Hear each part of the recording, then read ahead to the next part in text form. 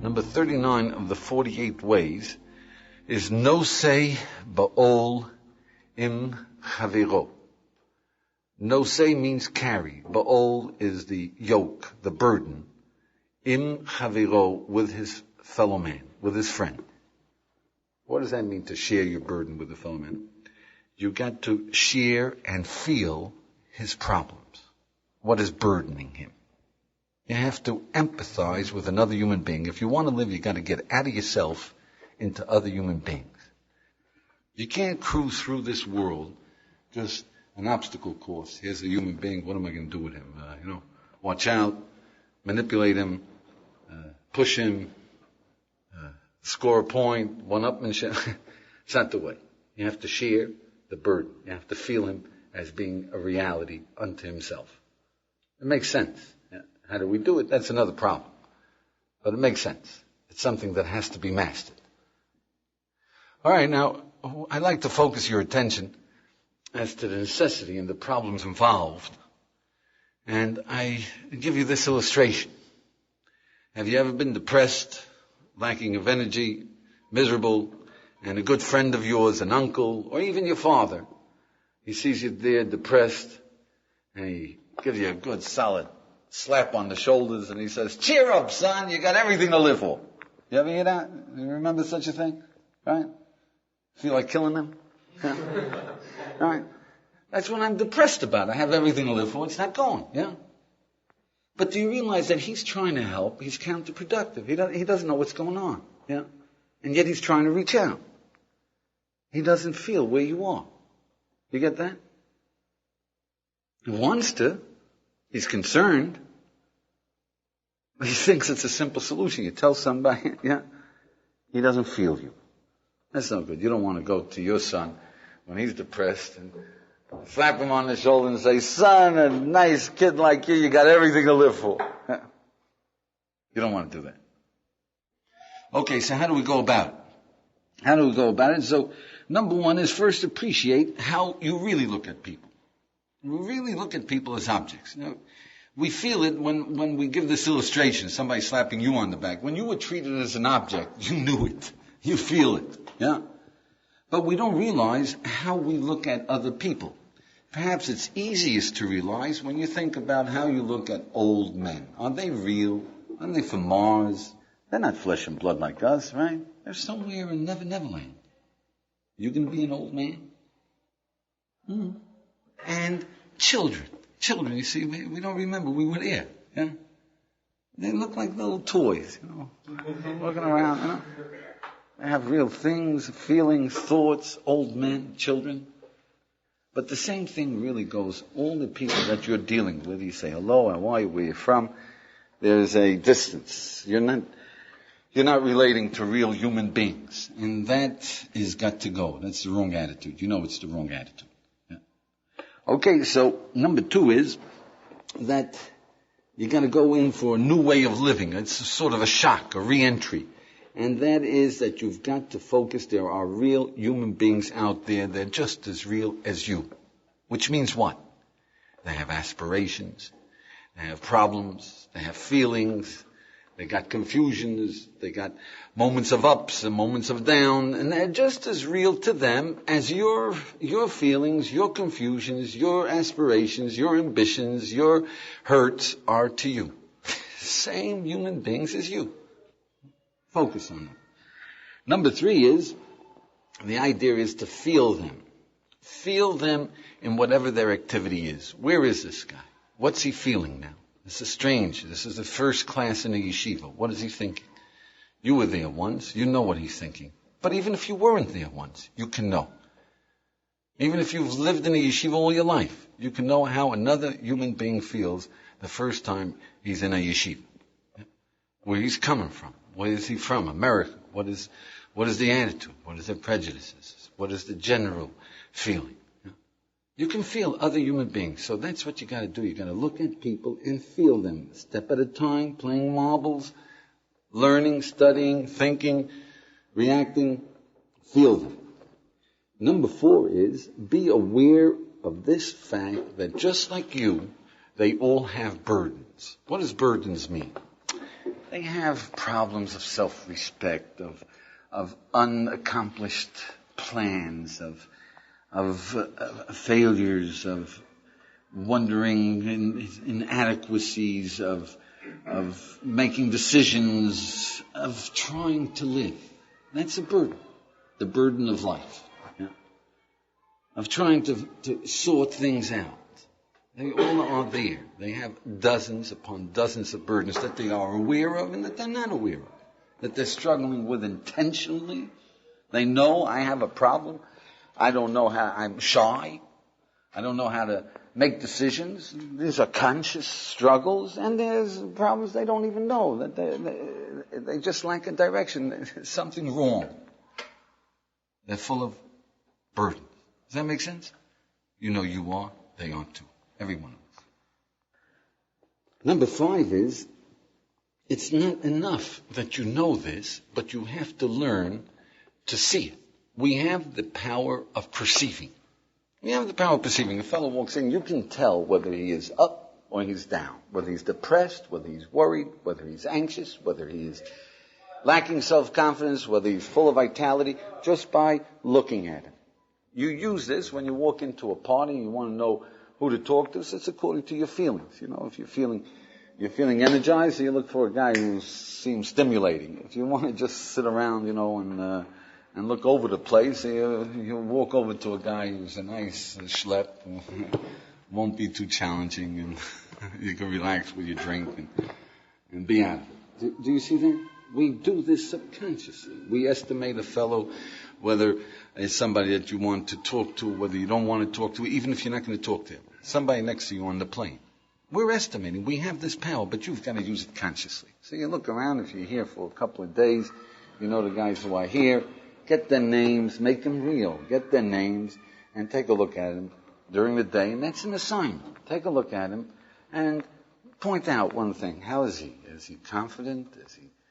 Does he enjoy life? Does he have problems? Where is he? He's confused. He's striving. He's learned to pay attention to people. Then you can feel his burden. But first you've got to pay attention to him. And you've got to develop that. You understand? You've got to develop that. So make a list of the people that you know. The people on the job, your boss, your family. And look at them. But start right here. There are people here. Look at each one. We're all enveloped in ourselves. Get out of yourself and look. First time you're way off. You don't know how to zoom in. But with practice, it becomes second nature. When you talk to people, you'll be feeling who you're talking to. And you're not going to slap him on the back because, he's hurting, and cheer up. Isn't the proper feeling. Yeah. What are you going to do? That's a separate question. But you know what's improper. All right. Number 6 is take it to heart. Take it to heart. Share the burden means it's not sufficient. You notice it, but you feel with him, which means his problem is your problems. That's what it means to share the burden. If he's depressed, you feel with him. See, in bodies it's natural. If somebody cuts his finger, everybody jumps up. Somebody here cuts his finger, a big gash, so everybody jumps up, put a tourniquet, get some water, the whole place is there, right? Because the body is hurting, yeah. And if a man's depressed, everybody shuns him. He's hurting. That's a soul is hurting. Leave him alone. Yeah. We don't know what to do with him. Come on. Share the burden. That's you. Identify.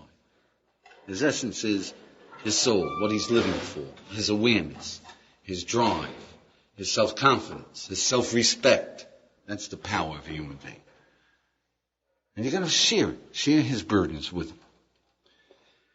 Number 7 is to feel him. How does it feel? That's what you got to do. How does it feel? You got to share his burden, but how do you do that? You just ask yourself, if I was him, how would I feel? I see he's lacking confidence. How does that feel to lack confidence? You know. Even if you were born self-confident, you know how it feels to lack confidence, to feel weak.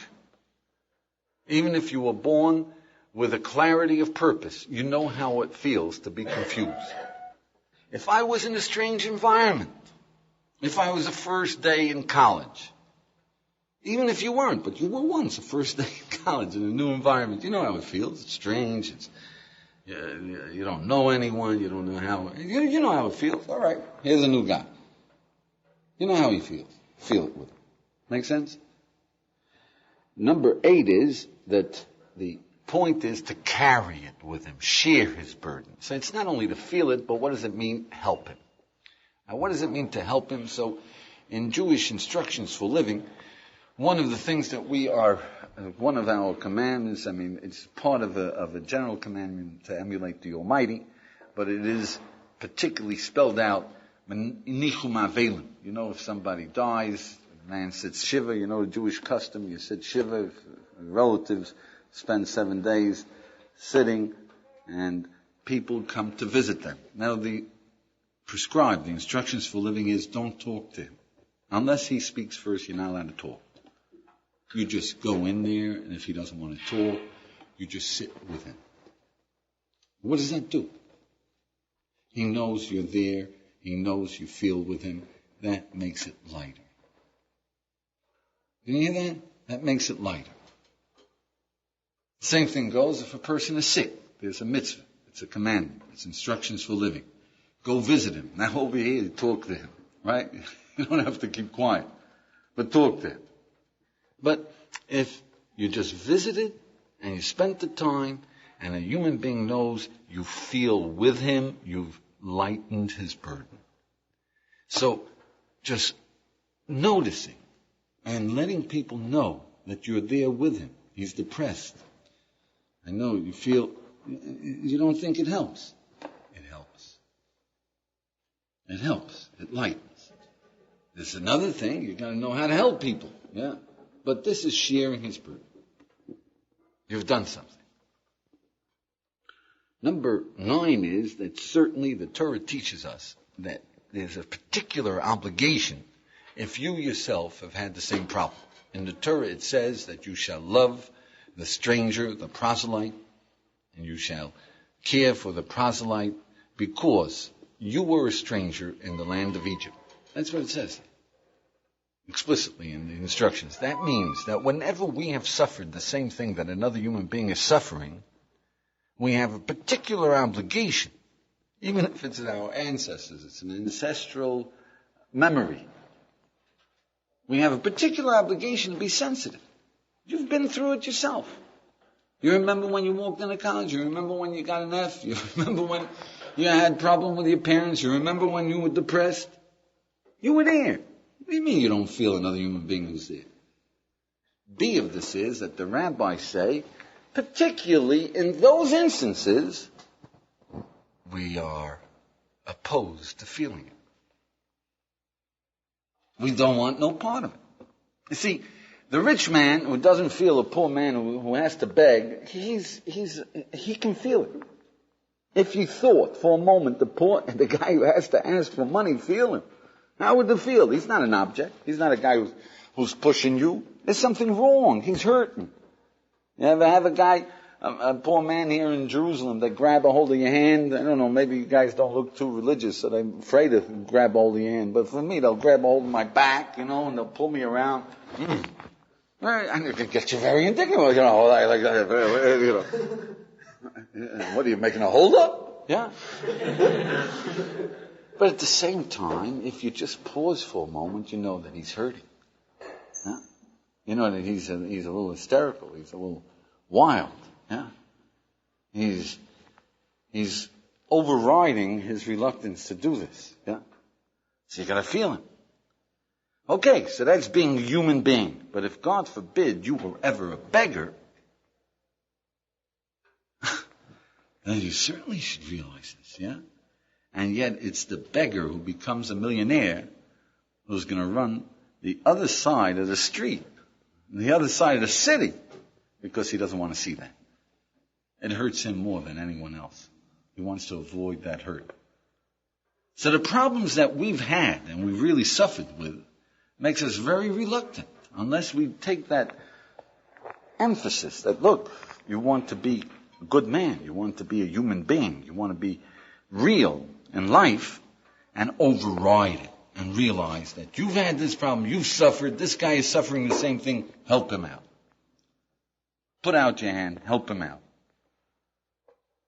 All right, number 10 is that in Judaism we say the most obligated, the ones that you must do this for, are the people that you love, your friends, the people that you care for. B of this is, the ones that you are most obligated for are your children. And it's the most difficult. To share the burden with your children, to feel their position, you say, well, they should take it for granted that I really care. But you don't really care. You're just interested in pushing them into the right space. Yeah? You say, well, I will. No, you won't. It makes a particularly extra effort to realize they are entities unto themselves. But I love them, I care, I really hurt for them. Yeah, but you're not feeling where they're coming from. You're focusing on hurting because they're not accomplishing, because they're not alive.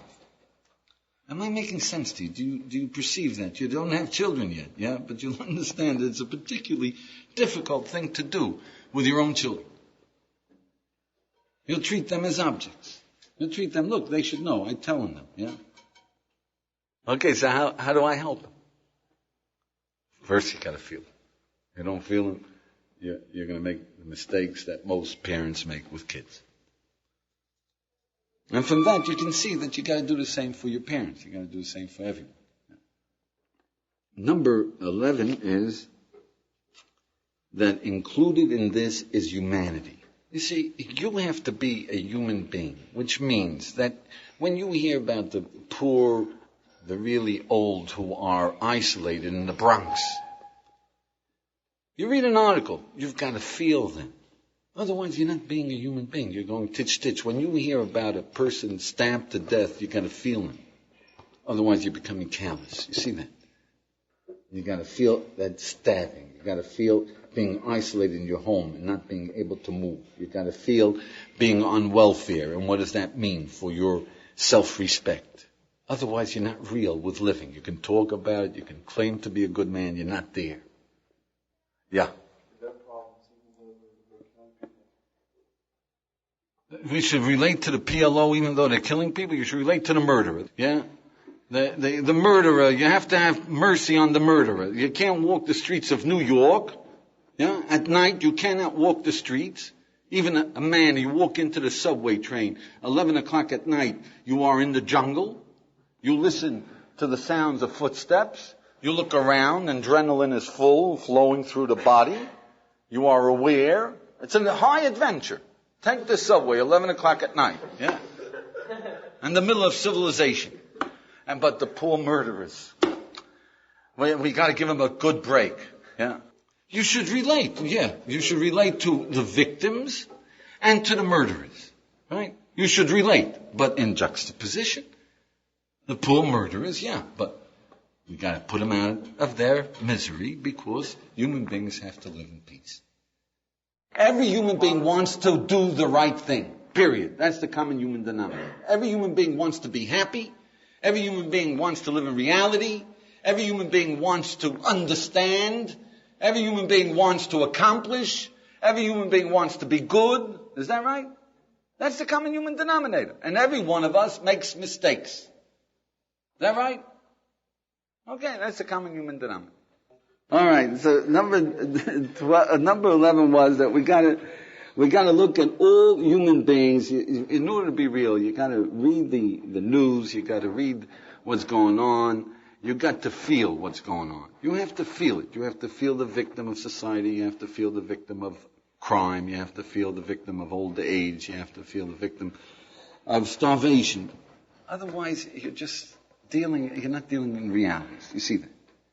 Number 12 is that in Judaism we say it must end. If you're real, if you believe in God, it must end that you feel, as it were, God's suffering with man's suffering. In Jewish consciousness, there is such a thing as Tikkun Chatzos. Tikkun Chatzos means that on a night, at 11:30 at night, at midnight, that's what is midnight here in Jerusalem. You go down to the Kotel, you'll find Jews sitting there on the ground with ashes on their forehead, and they are mourning with the Almighty. They are mourning with the Almighty, His pain, as it were, with His children's insanity, which is all this suffering. Of course, we say that the Almighty can help us. But just like when you have children, you'll find you can't squeeze them into obedience. You can't dehumanize them. You can't cow them. You'll have to allow them to make their mistakes. That's their good. They got to be independent. The Almighty, as it were, suffers with our insanity. So you have to feel, as it were, His suffering. This is a Jewish concept. You have to share the burden with God. You get that? Feel the Almighty. Created a beautiful world. Look at us. He created all this potential. What a waste. And what can He do? And maybe He'll do something for him. Number 13 is, okay, now that we got this wavelength of what it means to share the burden with your fellow man, now for living, how do you use it for living? Now, you have parents, you have friends, you'll have a wife, you'll have a boss, you'll have co-workers. Don't argue, fight, retaliate against objects. See, your father says, what's going to become of you, you idiot? What are you wasting your time? You're sleeping all day long. It's time for you to do something with your life. Well, you can't do... Do you see that's an object? This guy is... What? Feeling. What's bothering him? He's worried about me. Feel him. Get into his shoes. What does he see? He's anxious. He thinks that I'm going to waste my life. He feels bad about it. It's not that the neighbors are looking. Come on. You know. What's bothering him? Feel him. Feel your wife. Feel the boss. Feel your employees. Feel your friends. Don't retaliate. Don't escalate don't try to out-bombard them with name-calling. Let's see who can yell louder. No. Deal with human beings. If I was in his shoes, how would I feel? How would you feel if your son was sleeping until 1 o'clock, 2 o'clock in the afternoon? Oh, I would be Yeah. An employee, he doesn't do his job. Where is he? He wants a little guidance. Yeah? He wants a little appreciation. Yeah. Identify what they feel and deal with that realization intelligently, with a recognition of the source of it. I'm making sense as you see the importance of this for living. Bruce, make sense? Number 14.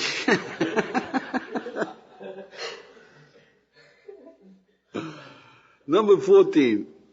When you're arguing and you're discussing something with your fellow, with your peers, you're arguing a point. Should we give back to West Bank? Shouldn't we give them back to West Bank? Capital punishment is right. Women's lib. Whatever it is, when you're arguing, don't just stick to your guns. Feel the other guy. What's bothering him? You see, a lot of times, we'll give you the evidence that there's a God, and you'll deny it up and down the street unless I feel that what you're thinking is, then how come intelligent people don't believe in this if there's evidence? You see, it's a language. Then I'm not going to get the point across because I got to feel where you're stuck. Do you see that? You've got to feel where your friend is stuck. He doesn't want to admit he made a mistake. Relax him. Don't just keep pushing, right? He doesn't like the conclusion because it'll be uncomfortable. Relax him. You got to deal with the point of the argument, the reasons behind the argument, rather than just focusing your logic and going bing, bang, bing, bang. Where is this guy? Where's he coming from? What's he assuming? What's he feeling? What's bothering him? How's he listening? If he's not listening, what are you talking? Stop beating your gums and start, where are you, friend? Okay, number 15 is, Nosha Ba'ol includes a step further. That means Ol is not only the burden, we look at it as a burden, but it's the harness. It's whatever people are into, whatever they're doing. It doesn't mean only a guy's problem. If he's doing some hard work, notice. The guy behind the desk in the post office, notice, boy, this is a lot of work. It must be tough for you. Right? A guy on a bus, notice, he's under tension. He's, come on, everybody on, come, people getting off and off. Notice where people are. Pay attention to where people are all the time. The customer walking into the store, notice him before you say, all right, I got to sell him. Yeah? The employee who's sleeping, notice what's doing. Is he disturbed? Is he dreaming? Why is he dreaming? He doesn't know what to do. Notice, where is he? Make sense? It's a different world. Touching people. Number 16 is again for living. It's important, especially important with a wife, but it's important for every human being, is all the time see them. When you walk in the morning, when you say, walking in the evening for your wife, take a look, is she tired? Is she upset? Notice. The same thing goes, your boss. Walk in, take notice. And say, hey, I see you're in a good mood. Your employee, take notice. Pay attention to people that you're constantly exposed to. Walking into your parents' home and just sitting down at the television set or at the food is an insult. You see, it's an insult. But saying, good evening, Dad, how are you? And not paying attention to him is the same thing. It's cutting off relations. It's dealing with automatons. It's like wandering through an empty house, a house full of furniture with parent images around to supply the food and pay the bills and. So when you walk in, you take a look at your mom. How is she? Is she upset? Good evening. How is she responding? Something on her mind? Focus. Ask yourself, where is she? Yeah. By that time, when you get married, you'll learn how to focus. It'll help your marriage an awful lot, because the worst thing in the world is to walk home. So where's supper? Oh boy. But you're tired. I just did a day's work. She just did a day's work too. Focus. Number 17 is that for living, when you're teaching someone, don't just communicate from your end. See whether you're hitting, whether he's hearing, whether he's on, whether he's energized. You can tell. That's the way to communicate. Your students, a class, you can see whether somebody's listening, whether they hear you, whether they are interested, whether they're accepting, whether they're denying, whether they're disturbed, whether they're pleased, whether they're going to use it or not. And that's your way of communicating, of transferring your piece of knowledge. But you have to look. You have to see. You have to feel it. It's a perception. Now, really it should go the other way around. Now, when you have a teacher who's telling you something, go beyond his words. Try to appreciate. You can sense what it means to him. And that gives another value to the concept. If you can sense, he's worked at it, he knows it, he understands. You can pick up on his understanding. You just feel a new dimension to it. That's the way to learn wisdom. Number 18 is that when you hear wisdom, go beyond the words. Go beyond the words. Empathize with the ideas. Then you take wisdom seriously. If clarity is power, you hear that? Do you understand? If you know your purpose, you know where you're going, then we're a missile. We human beings are a guided missile. If we know where we're going, we're going to get there. If you somehow decide you're going to be a doctor by hook or by crook, you break through cement, you're going to be a doctor. What do you mean you can't get into medical school? You're going to be a doctor. We human beings, once we make up our minds, ding, we get there. By hook or by crook. Okay, now, feel that concept. You see? You hear it, feel it. Feel a human being who knows what he wants. Feel a human being who has decided to be a doctor, how he moves. And then you have a new dimension of wisdom. Because wisdom is in human beings. And our empathizing into human beings gives us an empathy and an appreciation of what the wisdom is about. Number 19 is that whenever you accept wisdom, if you decide that a piece of wisdom is valid, that we should not treat other human beings as objects if we want to really live. It's not an effective way of going about living. You're in a narcissistic envelope of self-involvement which is cutting you off from the basic experience of life, which is other human beings. Yeah. Let's say you decide that's valid. Yeah. Then take it a step further and share the burden of people who treat other human beings as objects, who are beating up on their kids because they don't feel what's wrong, what's keeping their kids stuck. Do you realize how much suffering there is for just a little piece of knowledge, a little effectiveness in living? Do you realize here there are millions upon millions, billions of human beings who are fighting it out with their kids, and kids who are fighting it out with their parents, and these are the ones who love them most, who are most directly concerned, and all that they're spreading is misery, self-hate, hatred. Isn't that terrible?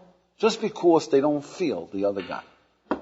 Isn't that a terrible thing not to feel the other guy? When you feel the burden of not having a piece of wisdom, you're making wisdom real for yourself. Just one more on the how, and that is, in Jewish consciousness, we say share the burden is to share the joy. Isn't that strange? Share the joy. We say that at a wedding, at a Jewish wedding, everybody partakes in the joy of the bride and groom. That's sharing their burden. You know why? What does that have to do with sharing the burden? So, focus your attention, you see. If you just had a son, I don't know if you fellas feel that that's a joy, yeah? But if you felt that it's a joy, you just had a son, you were looking forward to a son. You know what would be very painful to you? Just had a son, and there's nobody to tell. Do you understand that? The girl just said yes, yeah? And there's nobody that you can tell. I mean, you're going to walk down the street, hey, you know what? I'm engaged. Yeah? Who are you? We need to share joy as well as to share. Human beings need to share joy. It's a pain not to be able to share joy. It's a pain. We look, who would take joy in my joy? So at a wedding, in Jewish consciousness, at a wedding, you are there to share the bride and groom's joy, not just to eat. You're there to share, because joy shared is much more. It's much more. It has to be shared. We are human beings. We have to share. Shared joy is tremendous. It's tremendous. It makes it real. It makes it full. Okay, why do we need this? So you have to realize that's number one. But you have to realize there's a whole world if you're really going to live. If you're going to live in this world, that's what the world is about. All these people are real. Share it. That's big. That's living. Yeah. You can't live in a crazy world where there's nobody else except me. Yeah. That's crazy. That's not civilized. You're a barbarian. You're a monkey. But number two is that simply to deal with people intelligently, effectively, you have to see where they're coming from. You have to feel them. Otherwise, you're talking this way. You can't get together to deal with your parents intelligently, deal with a boss, deal with a friend, deal with a landlord. You have to see his point. You have to feel his point of view. If you don't feel his point of view, you're not dealing intelligently. Does that make sense? So number three is, if you share the burden with a person who's depressed, you see what causes it and what makes him depressed, you are inoculated against depression for the same reason. Do you see that? So as many burdens as you share with other people, you are really appreciating what life is about. Because you're objective about other people's problems, about how they react.